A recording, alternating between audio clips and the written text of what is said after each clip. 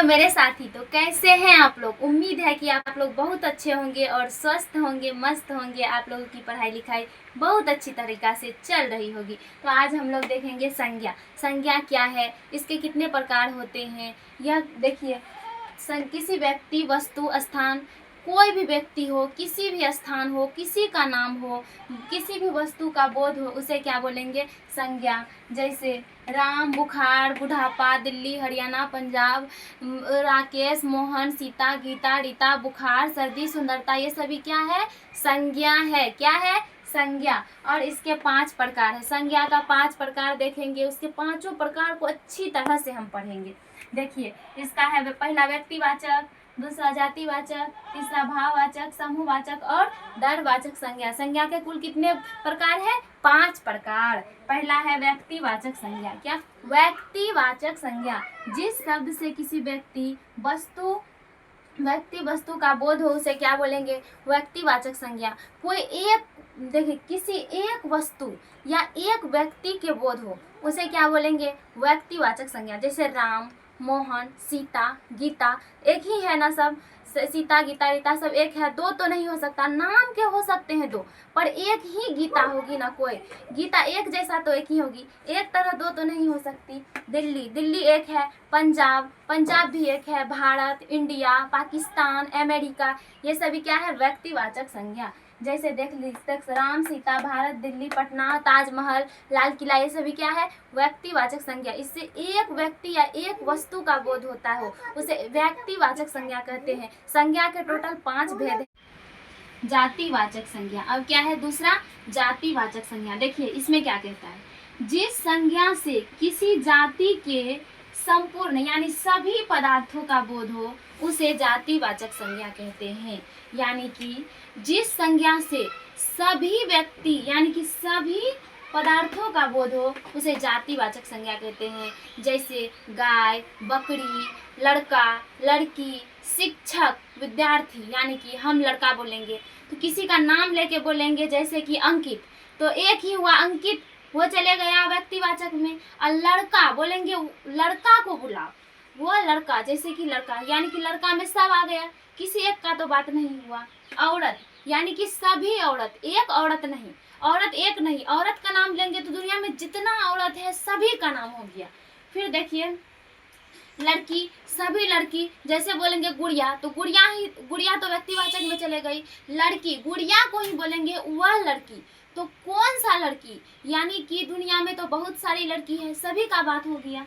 अब देखिए विद्यार्थी, शिक्षक, लड़का आदि, ये सभी क्या है, जातिवाचक संज्ञा, जो कि जातिवाचक संज्ञा कहलाता है। एग्जाम में इस तरह पूछा गया, निम्नलिखित में से कौन जातिवाचक संज्ञा है, तो दे देगा उसमें राम, बुढ़ापा, गुड़िया, सीता, एक तो इसमें से भी एक ऑप्शन रहेगा, लड़का, लड़की या शिक्षक, कुछ भी रहे, औरत, सभी क्या, भाववाचक। अब क्या देखेंगे, भाववाचक। देखिए भाववाचक में क्या कहता है, जिस संज्ञा किसी व्यक्ति, वस्तु, यानी कि कोई भी व्यक्ति हो या वस्तु हो, उसका गुण धर्म बताता हो, उसका गुण कैसा है, वह आदमी कैसा है, गोरा है, काला है, सुंदर है, बुरा है, स्वभाव का अच्छा है। देखिए क्या कहता है, जिस संज्ञा से किसी व्यक्ति, गुण, धर्म या स्वभाव का बोध हो, उसे भाववाचक संज्ञा कहते हैं। जैसे बुढ़ापा, बुढ़ापा जिसे हम अनुभव कर सकते हैं, ना कि छू सकते हैं, ना पकड़ सकते हैं, हम सिर्फ अनुभव कर सकते हैं। हम अनुभव से कह सकते हैं कि बुढ़ापा, बूढ़ा व्यक्ति को छू सकते हैं, लेकिन बुढ़ापा को हम सिर्फ अनुभव कर सकते हैं देख कर कि हाँ ये आदमी बूढ़ा हो चुका है, या कोई भी व्यक्ति हो, वस्तु कुछ भी हो, इसका अति हो गया है। देखिए अब बुखार, बुखार को क्या हम छू सकते हैं, अनुभव करते हैं बुखार, इसे क्या कहते हैं, भाववाचक। बीमारी, बीमारी क्या हो गया, अनुभव कर सकते हैं इसको, बीमारी को, यह क्या हो गया, भाववाचक। सुंदरता, हम किसी को देख कर बोलेंगे वह लड़की सुंदर है, तो इसमें कौन सा संज्ञा है, तो इस संज्ञा हो गया इसमें सुंदरता, जो कि भाववाचक है। बेकार, मिठास, हम कुछ भी खाते हैं उसका मिठास, यानी कि उसका गुण पता चला, अरे बाप रे मिठास है, मीठा लगता है। अब देखिए नमकीन, हम कुछ खाते हैं तो फिर कैसा लगता है, नमकीन, तो हमें पता चलता है कि नमकीन है, उसका जो है, उसका भाव का पता चलता है उसका। अब देखिए दया, मित्रता, शत्रु, मित्रता, शत्रु, ये सब क्या है, भावात्मक, यानी कि भाव को स्पष्ट करता है, भाव को, जिसे हम भाववाचक संज्ञा कहते हैं। ये सभी क्या है, भाववाचक संज्ञा करते हैं। वाचक संज्ञा क्या है, समूहवाचक संज्ञा। आप देख सकते हैं जिस शब्द से समूह या झुंड का बोध हो, समूह का मतलब यानी कि 10-15 महिला, कोई भी हो, महिला हो, सैनिक हो, या कुछ भी हो, बकरी हो, कुछ भी हो, झुंड में हो, यानी कि समूह बनाकर हो, तो उसे क्या बोलेंगे, झुंड हो, उसे क्या बोलेंगे समूहवाचक संज्ञा। क्या बोलेंगे, समूहवाचक संज्ञा।